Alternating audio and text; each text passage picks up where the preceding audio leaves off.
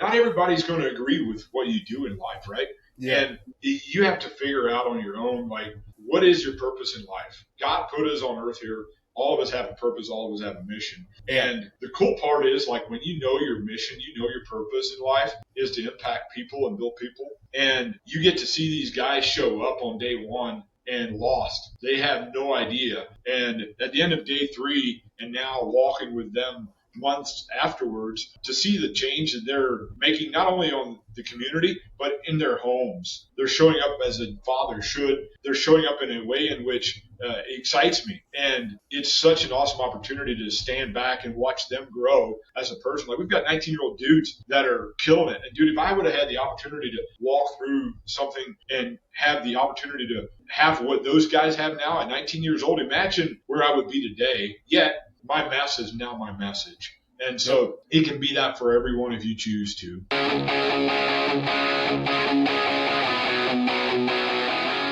This episode is brought to you by Pierre Tax and Accounting, led by CPA Eric Pierre, a seasoned accounting and tax expert with years of experience helping individuals and businesses navigate complex financial landscapes.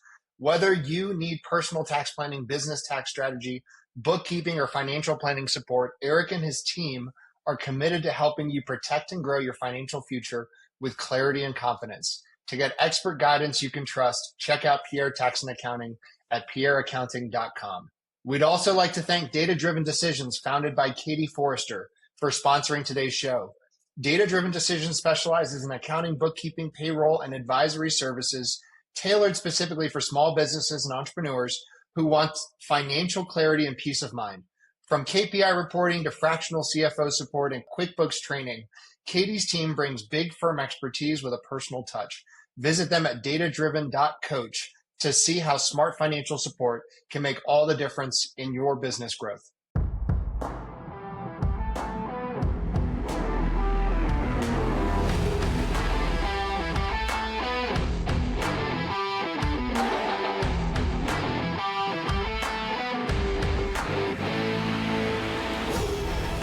What's up, everybody? Welcome back to another episode of the Big Hitters / Builders Bible Podcast. I'm going to throw Steve into both of those since he is a serial guy and he's also a builder. So, mental note, Megan, Joshua, when you're recording or editing this episode, throw this into both feeds because it's cool to talk to somebody who's doing both. Steve is a buddy of mine from Rise Up Kings. He also is helping my other friend, Marion Miller, with King's Forge, which is one of the first, I believe, state-specific versions of Rise Up Kings, which is really cool, and I'm interested to learn more about that today. Steve, tell us your story, man. How did you wind up kind of having multiple businesses? Like, tell us a little bit of your background and your story.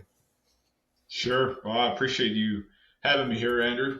Yeah, man, I grew up at a young age, and at a young age started feeding meal calves. So I would get up at 4:30 in the morning at the age of 9, 10 years old and help feed 300 plus meal calves. And then afterwards, do other chores, walk 2 miles to school and back home. And that's where the work ethic got instilled in me.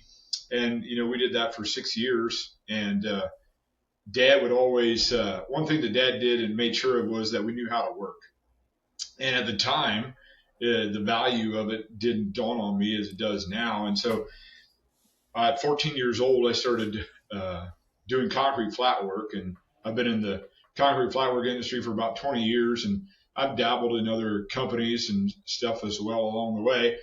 But my heart's in the gray flat work concrete. And so coming out of that, I think it was in 2016, I remember the exact spot where I was at. I was looking out the truck window and just thinking to myself, like, what do I really want in life?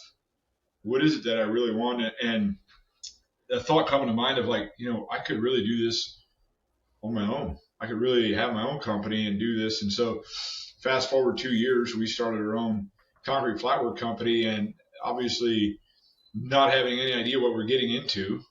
And, but that was how I got started is, at a young age, learn how to work. And Dad taught us how to work, and he taught us about salvation. And I remember very clearly the day that I went on my own, Dad said, hey, if you forget everything else, if you always do quality work and you're honest, you will always be busy.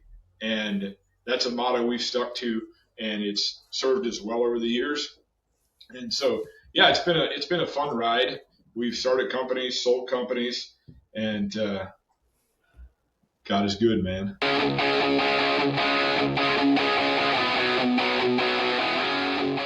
What's up, everybody? This episode is sponsored by Von Finch Investments. If you're a business owner or investor looking to grow your wealth beyond the stock market, you need to check out Von Finch Investments. They give you access to institutional quality real estate and private credit deals without the headaches of managing properties yourself.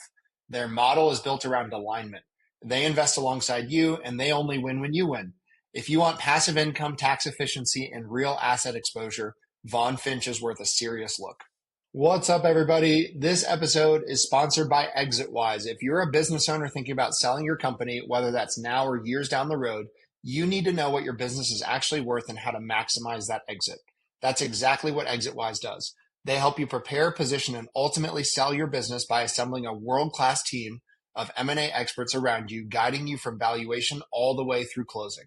If you want to know what your business is really worth and how to increase that number before you sell, go check out exitwise.com and get ahead of it. That's awesome, dude. Well, what's like one of the things I always ask the serial guys is like, okay, first and foremost, tell us, just for the sake of the audience, like the scope of the business is. You don't have to get into your P&L or anything crazy, but like deal flow or top line sales or any of that stuff. Because I know you have the gym. I'm assuming you probably like do some real estate stuff. You probably got some construction stuff. So like, what's the overall like, top line, I suppose, of all the stuff? Yeah. So we have a concrete flatwork company. We've got about 15, 16 employees on the concrete flatwork side. That's currently operating. And then we had our excavation company, currently still do. We are currently in the process of selling and exiting our excavation company. And we had a poly company in Sarasota, Florida that we sold. And all of these companies, we started from scratch and built them from scratch. And then the poly company was a retail store in Sarasota. We sold it. And then the gym was an existing operating gym. It's a CrossFit box. And a lot of my story, honestly, like a lot of my journey I could tie back to that gym. And when I say that, I don't say it lightly, but I smile. For years I was a fat kid at school, and I got mocked. And a big part of getting on my wanting to start my own company was, being the fat kid in school. I got mocked a lot, and so told, hey, you're never going to amount to anything. And so for years I was trying to prove these guys wrong, and they weren't keeping score. And we talk about identity, and that's where I had my identity tied up in, was like work and how much I'm getting done and stuff like that. And so fast forward, I got married, and I was at one point in life, I was over 300 pounds, and I was addicted to alcohol and stuff like that. And so I found this CrossFit gym, and in September of 22, I entered my first CrossFit gym, and I was overweight, and I couldn't even run a quarter mile. And by the grace of God, and with some good people in my corner, he's now our head coach at our gym. He has walked alongside me, and I entered a phase of life. I started in September of 22, and then in January of 23, my brother at the age of 31 passed away from neuroendocrine cancer. Wow. And that was super impactful in my life. And at that time, I was right around the 300-pound mark and drinking alcohol daily and stuff, and still have my worth tied in how much money's in my bank account and how much I'm working. And I would go to work on a Monday morning, and I would work day and night. And there was many a week that I wouldn't sleep until Wednesday nights, thinking that the more I did, the harder I worked, the better I was, right? And so I remember like seeing him laying on that hospital bed. He had 14 tubes going into his body, and to see him laying there, and he was in a coma at that time. And it was like 3 weeks after he got diagnosed with the cancer, he passed away, and he didn't see it coming, right? And so I say all that to say that I remember the day standing there looking down at him, and I'm like, you know what? I'm not going out like this.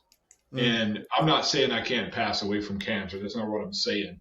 but I'm going to do everything in my power to get my life back on track. And I like to look at it like this: is if at the age of 16 years old, if your parents would give you a vehicle and tell you that, hey, this is the only vehicle you will get for life, you would make sure to put the best gas, the best oil, everything, and you would take care of this vehicle to the best of your ability. And that's our bodies, man. Like, we get one body, we get one shot at this life. And so it's important what we put into it. And I'm an extremist. And so when I get started on something and I see results, and so I started on this fitness journey shortly after that.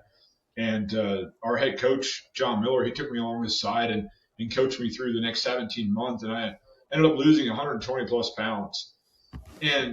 But through that journey, I got to know me.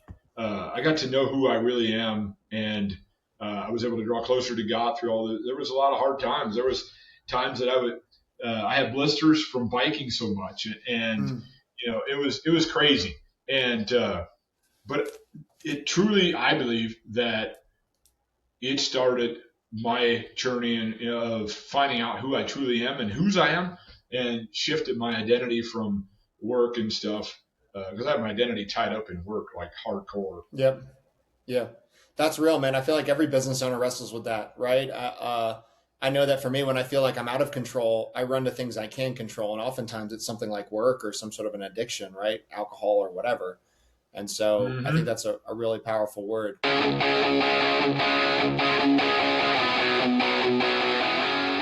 This episode is brought to you by 10X Nerds. If you're a business owner doing real revenue, there's a good chance you're overpaying in areas you haven't even looked at.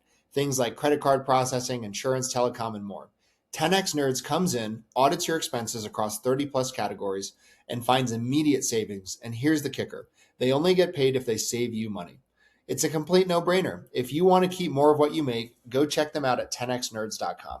This episode is brought to you by Rakowski Law Firm. If you're a business owner or have built a level of wealth, but you don't have your estate plan dialed in, you're exposed. Rakowski Law Firm helps families and business owners protect their assets, avoid probate, and make sure everything transfers exactly how it should. This isn't just paperwork. It's a real strategy to protect your legacy. If you haven't looked at your plan in a while or don't have one, go to rakowskilawfirm.com. Steve, tell us, what do you feel like is going really well with your businesses right now? And what do you feel like is not going so well that you're trying to overcome? Yeah. So I say that business is two things. It's people and processes. And something that we've done I would say, better than average job is structuring things in a way. So our pain point at the beginning was growing so fast, the structure didn't keep up. We didn't really have a system. It was just one thing. So we live in Holmes County here, and the work ethic here is off the charts. And so I always say that this area outworks a bad bid. And so that's one area that we've always been good at is work. And so we would just throw ourselves at the work and just get it done. And everybody knew, we just go work. And so the biggest thing that's worked for us, I say, the small businesses, the downfall of a small business is not setting clear expectations. And so something we've implemented is MARS and KPIs. MARS is major areas of responsibility, and making sure that everybody, and not just the leadership team, but everybody is clear on what's required of them and what's expected of them. And then so I feel and I believe that everybody, not everybody maybe, but a lot of small businesses lack accountability. We did in our early stages. And, people frown or push back on accountability, but everybody wants it. Everybody wants to be held to a higher standard. Everybody wants to be held accountable. And so one of the things that's really working for us is setting clear expectations and holding each other accountable. And it goes both ways, right? Am I creating a space where the employees feel safe to come to me and give me feedback, and giving them feedback? And so I say that that's one of the big things that's working for us is setting clear expectations. Oh, I love that. I thought you were going to keep going. That's great. I didn't even know what a MARS was. So I learned something new today. KPIs I've heard of for sure. Yeah. Okay. Let's, out of curiosity, what takes up most of your brain space every day? Like if the cereal guys that I talk to, I talked to a guy yesterday he has a food company, and that's by far his greatest thing, but he also has 6 different other companies. What what takes up most of your brain space every day? Yeah, so a big thing that has helped me unclog the fog brain is I compartmentalize my day. And so I get up at 3:08 every morning through the Not week, 307, not 309, 308. Nope, 3:08, man. And then I go to the 4 a.m. We have a 4 a.m. CrossFit class. I go to that class. And then so from 4 to 7, from 3:08 to 7 a.m. How many people are in the 4 a.m. class? I'm curious. So it varies anywhere from 6 to 8, 10, somewhere in that range usually. I bet they're all pretty driven people like you, would be my guess. Yeah, they are. Yeah, they're some beasts, and it's a lot of fun, a lot of competition and stuff as well. But as far as taking up my brain space is like most problems, I say that most problems in construction aren't effort problems, they're clarity problems. And so is like, am I creating clarity for my team? Am I supporting my people in a way in which they feel safe? They feel like they're secured? Am I holding them accountable to the standards? Are we living by our core values? And obviously, a big part of my day is like I'm always looking for the next big thing, right? Next big thing. Yeah. I'm always looking to make things better in our organization and tighten the nuts and bolts, if you will, and make things flow smoothly, if you will. Compartmentalizing it was very difficult for me to compartmentalize to start with, but to wrap that up is I compartmentalize from 4 a.m. to 7 a.m. and from 7 to 11 it's go time. Like it's high level stuff. It's when I have meetings with accounting. It's when I meet with attorney or whatever it may be. And then from 11 to 2 it's check-in time for me, and that's when I check in with my people and return phone calls and emails and stuff like that. And then from 2 to 4 it's go time again. And so by 4:30 I'm usually winding down, and by 5 o'clock I'm out of here most days. And we eat dinner at 5:30 every night, and I respect my wife's time. And if I can get home 10 minutes early to help her, then yeah, man. And I bring up my wife here. A big pillar for me is family. So we have 4 pillars, right? Faith, family, fitness, and finance. And for me, it started in the fitness journey, and then it went into the family journey, and then it went into faith. And without my wife along my side, supporting me and what she does at home, I couldn't do what I do. And so a big shout out to her for her support and all she does. And she helps me slow down and realize that, life isn't all about work. And so, yeah, but a big part of, and then from the 11 to 2, like the check-in and stuff, I like to check in with the guys, the foremen. I have an operations manager on the concrete side of things that's phenomenal. He's a beast. And to be able to rely and know that everything's taken care of and stuff, but they still like that daily check-in and like, hey, how are things going? What do we need to talk about? Stuff like that. But yeah, I would say the most times my people are on my mind and consume a lot of my mind, people, and then what processes are we implementing and stuff like that. That's good. I love that. And, it's interesting to me. I talk to a lot of service-based businesses and a lot of blue-collar businesses. And it's really interesting to see, like, there's always breakpoints in these businesses. Like, there's a ceiling at, like, it seems like 3 million, somewhere between like 5 and 10, depending on the industry. Then another one at like 15. It's like, it's interesting. And I feel like one of the decisions you need to make at some point, and I was a home builder who actually told me this. He's like, is you need a freaking badass number 2 at some point. And they're going to be more expensive than you're comfortable with, right? You got to figure out a way to put golden handcuffs on them. And when you do that, that's when you can really get past some of those glass ceilings. And I was like, man, that's really powerful. And I've started to see that a lot. And so that operations manager, that's clutch. Let's talk about AI for a sec. How are you guys leveraging it in your current businesses? So currently we are not leveraging AI that much. Not that familiar with it. There's areas that we dabble in it, if you will. But we haven't used it in a way in which I would say that it has taken our company like to the next level. I believe that there's people in our organization that use it daily, but not that we've implemented it to an extent of where it's running our company or anything like that. Gotcha. Cool. where do you feel like you could be using it? Like if you said you're not that familiar with it, but where's like one or two areas in your business I'm like, I think it could help me here, but I'm not really sure. So, right, we do a lot of tracking. I'm a track freak, and what you measure matters, right? And knowing early on in business, we had no idea which job made what money, or right. It was just, hey, we're making money. That's the main thing. Well, come to find out, we started tracking each job individually and knowing, first off, figuring out what everything costs, like what's an employee cost me per hour to run, and equipment and everything, and then to see like the little jobs are actually sucking blood out of us. And so what we measure matters, and I believe that there's an area in that arena that we could be utilizing AI more, or even use it, if you will, and then helping with setting up systems. We use Busy as an app that we use for all our scheduling and stuff like that, where work orders go and everything. And so I know that there's areas that we could be using it and stuff. We just haven't. I would say that I'm a little slow to get on the AI train, if you will. I hear that actually, yeah, I've seen that. I think I saw a statistic the other day that talked about how even though there's this incredible boom with AI, it's still not impacting a lot of people's bottom lines. Like it's kind of like this potentially like this squirrel or rabbit going down a rabbit hole type of thing, and no one's actually really implementing it to impact their businesses. So that's yeah, I don't think that's rare. Let's talk about King's Forge for a sec. How did that happen? So Marion used to be my mentor in Rise Up Kings, and it sounds like you're pretty involved in it. So talk to me about that for a little bit.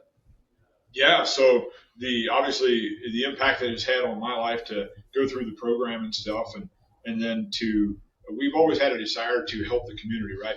One of my visions for the company is to impact the local community and also globally, and in a way in which we can see growth. And so we had this dream, if you will, of doing an event here, and Marion ends up launching it, and we had our first event be this year, and we had our second event in October, and Marion asked me to come on board as a coach, and so I feel honored to do that, and I think it's so in this community in general, there's about, I would say, 20% that's bought into something like this. So whenever you bring something new into this community, everybody's super cautious in the Amish community and stuff. And so I would say that there's about 20% of people, maybe less than that are bought into something like this and want the growth challenge.